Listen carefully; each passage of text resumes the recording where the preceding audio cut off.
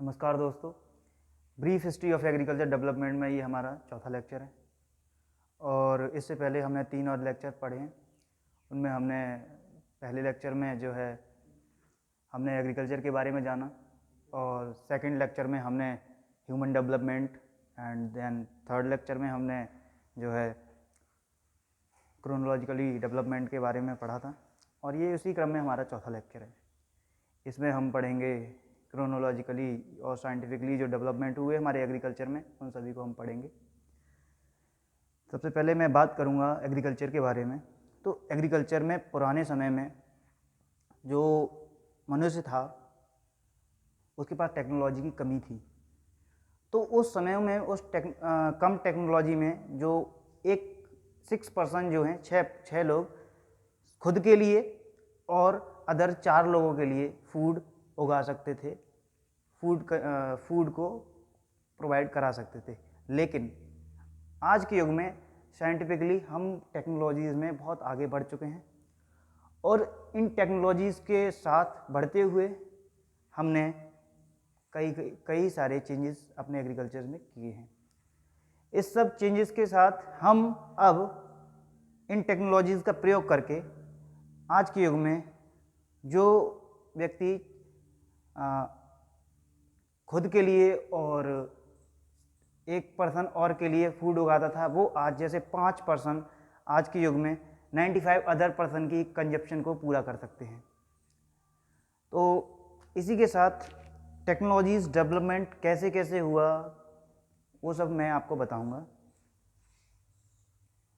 Development of scientific agriculture in India. तो भारत में scientific development कैसे हुआ? 1871 में DRAC, joint department of revenue agriculture and commerce, इसकी स्थापना की गई। यहाँ से एग्रीकल्चर का डेवलपमेंट होना स्टार्ट हुआ। धीरे धीरे हम आगे बढ़े युग में और 1875 में इंडियन मेट्रोलॉजिकल डिपार्टमेंट की स्थापना की गई। मेट्रोलॉजी का कृषि में बहुत ही विशेष योगदान है। सारा ही एनवायरनमेंट में weather, temperature and then etcetera सारा कुछ मेट्रोलॉजी के डिपार्टमेंट से ही हमें मालूम पड़ता है। टेम्परेचर कितना है और आपका जो है रेनफॉल के बारे में। तो इनकी प्री जो है प्रेडिक्शंस या पहले से भविष्यवाणी जो की जा रही हैं वो इंडियन मेट्रोलॉजिकल डिपार्टमेंट से के थ्रू होने लगी। तो इससे जो है कृषि क्षेत्र में बहुत बड़ा सुधार हुआ और इसका जो ये स्थापित किया गया था पूना में, जो पूना महाराष्ट्र में है। ठीक है, इसी के साथ आगे बढ़े इसी क्रम में। तो 1901 में हमने सबसे पहले एग्रीकल्चर में फर्स्ट इरिगेशन कमीशन अपॉइंट किया। इससे जो है एग्रीकल्चर का में इरिगेशन का जो है बहुत सुधार हुआ और उसी के साथ हम 1905 में IERI की स्थापना की गई। 1905 में जब IERI की स्थापना की गई थी तो वो पूसा बिहार में की गई थी। पूसा बिहार में है। तो जब 1905 में इसकी स्थापना की गई पूसा, पहले तो हम पूसा का शब्द PUSA, तो पूसा का मतलब जानेंगे क्योंकि पूसा ये 2 शब्द हैं इसमें, P and USA, P and USA, क्योंकि उस समय ब्रिटिश राज था, अंग्रेजों का शासन था और ब्रिटिश USA से है। तो USA शब्द वहाँ से आया। P, इसमें एक साइंटिस्ट थे जिनका नाम था हेनरी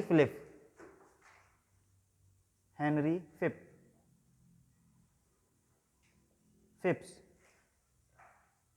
तो फिप्स शब्द से P बना और USA शब्द, क्योंकि ब्रिटिश राज था वहाँ से USA शब्द लिया गया।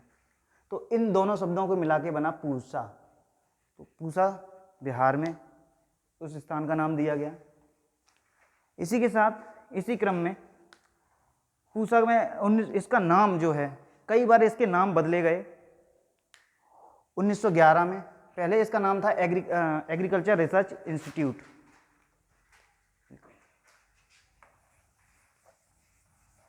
पहले इसे नाम दिया गया था।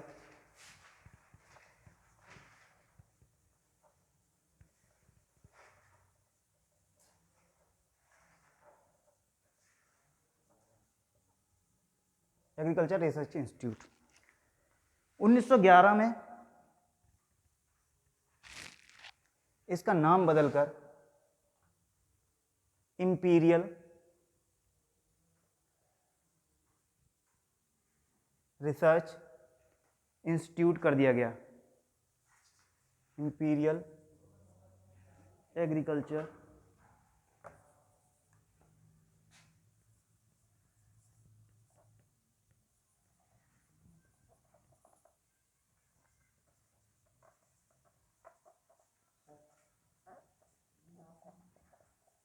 इंस्टीट्यूट कर दिया गया। फिर 1919 में इस इंपीरियल एग्रीकल्चर रिसर्च इंस्टीट्यूट का नाम बदलकर इंपीरियल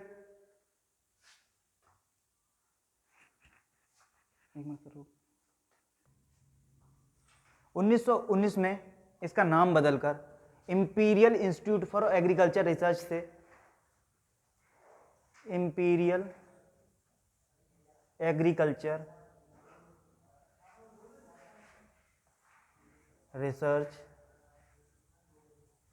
इंस्टीट्यूट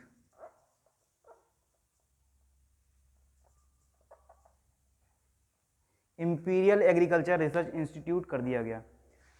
इसके साथ ही बार बार इसका नाम बदलता रहा और इंडिपेंडेंस के बाद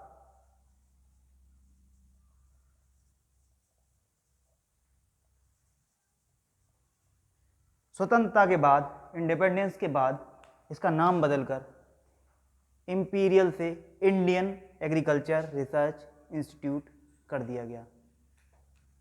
इसका नाम बदल के कर दिया गया इंडियन एग्री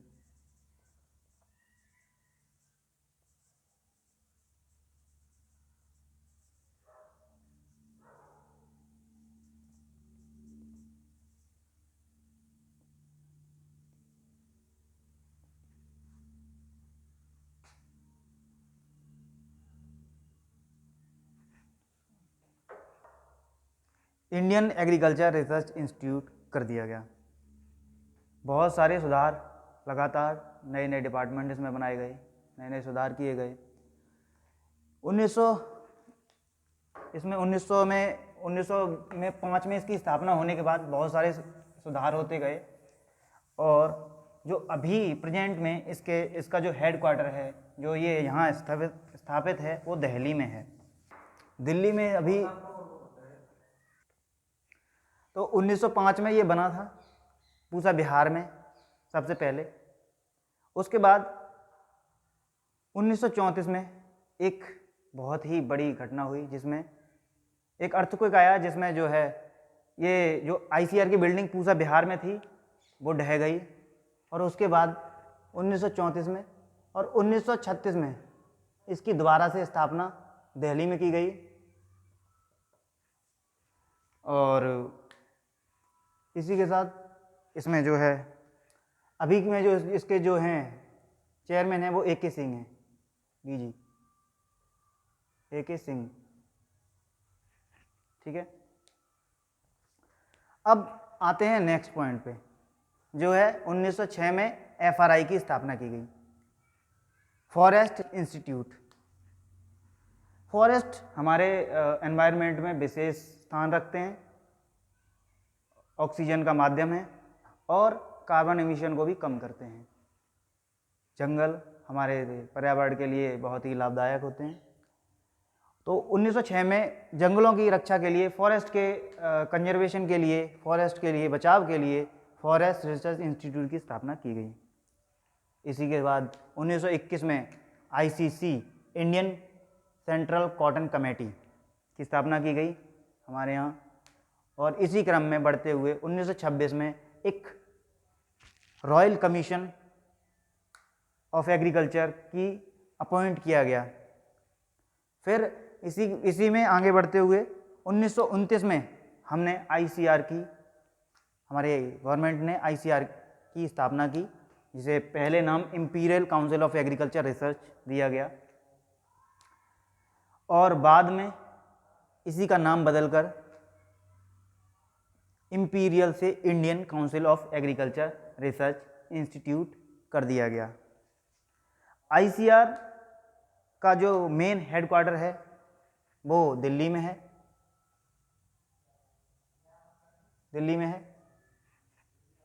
और इसी क्रम में और आगे बढ़ते जाएं तो फिर उसके बाद हमने जो है 1940 में इंडियन फार्मिंग जो आईसीआर की पत्रिका है वो वहाँ से निकाली थी।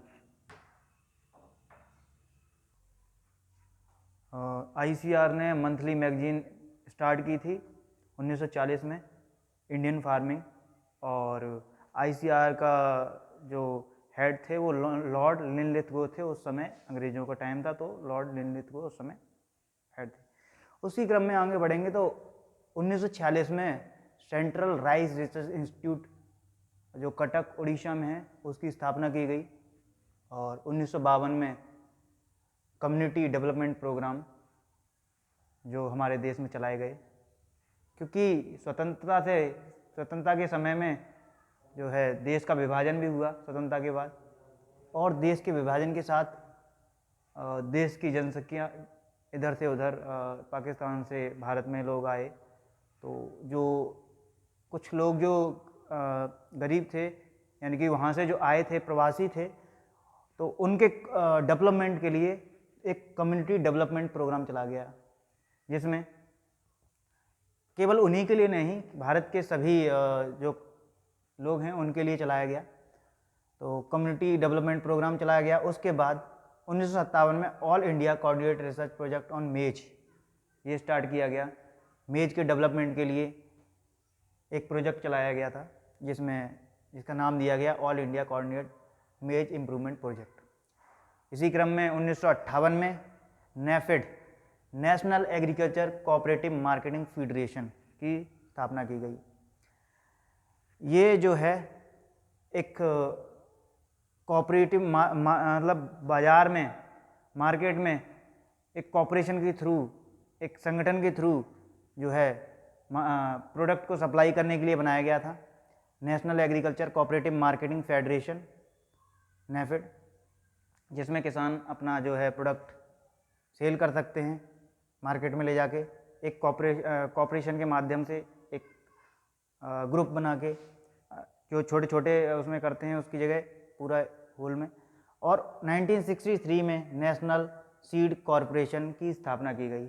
नेशनल सीड कॉरपोरेशन की स्थापना की गई जहां जो है हमारी वैरायटीज़ का डेवलपमेंट किया जाने लगा, नई नई वैरायटियाँ आने लगी, हाई यील्डिंग वैरायटीज़ आने लगी मार्केट में, जिससे हमारी यील्ड बढ़ने लगी। और 1966 और 67 में बहुत बड़ा बदलाव हुआ, ग्रीन रिवॉल्यूशन का आना।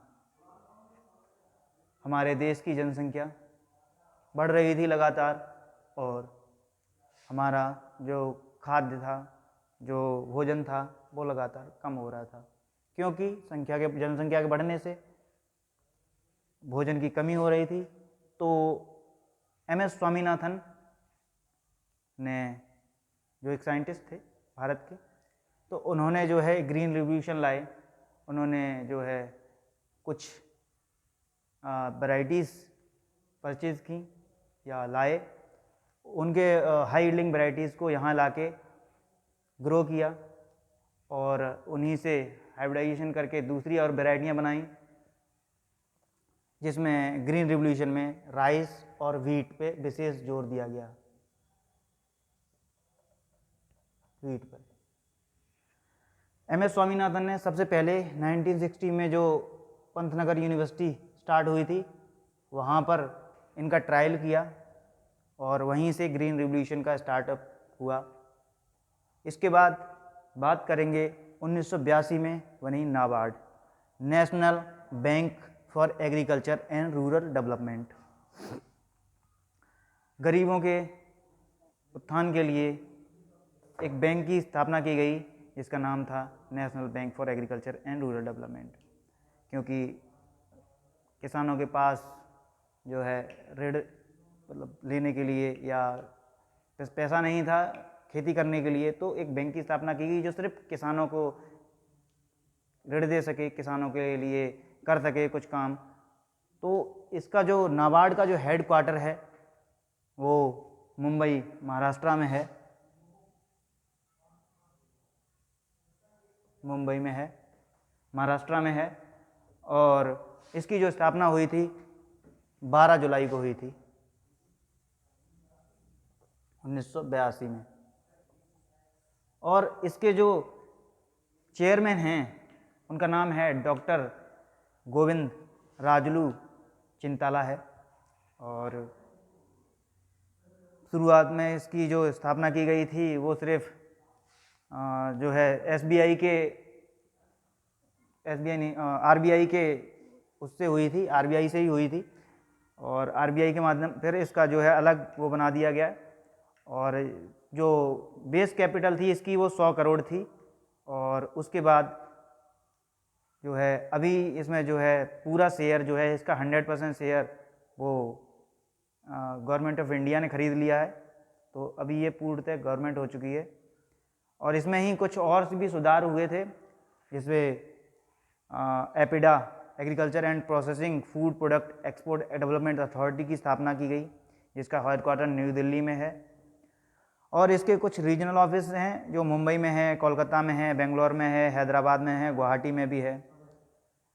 एपिडा जो है agriculture and processing food product export development authority इसका पूरा नाम है।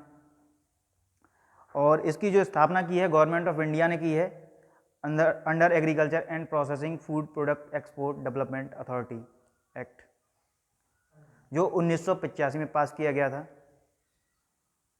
और एपिडा के बाद कई सारे सुधार किए गए, नेशनल हॉर्टिकल्चर मिशन, और अभी हाल ही में जो है एग्रीकल्चर बिल आए और उनको जो है ख़त्म भी कर दिया गया। ऐसे करके बहुत सारे सुधार लगातार होते जा रहे हैं और भी होंगे। तो इसी के साथ मैं जो है इस लेक्चर को समाप्त करता हूँ। आई होप दैट आपको समझ आया होगा सब कुछ, और इसमें बहुत कुछ है, आगे और पढ़ें और अच्छे से तैयार करें। और नमस्कार इसी के साथ।